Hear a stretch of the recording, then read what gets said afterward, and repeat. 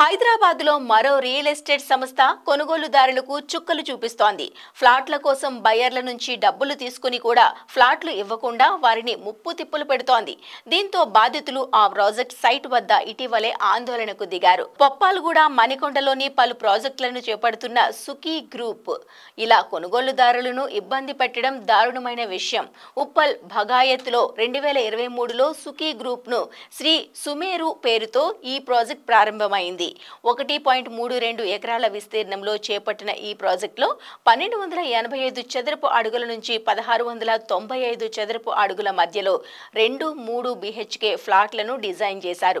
మొత్తం 180 ఫ్లాట్లు ఉన్న ఈ ప్రాజెక్టులో చాలా యూనిట్లను విక్రయించేశారు. ఒక్కో ఫ్లాట్ 1,25,00,000 ధర నిర్ధారించారు. పలువురు కొనుగోలుదారులు బ్యాంకు రుణాలు తీసుకుని 90% వరకు చెల్లింపులు కూడా చేశారు.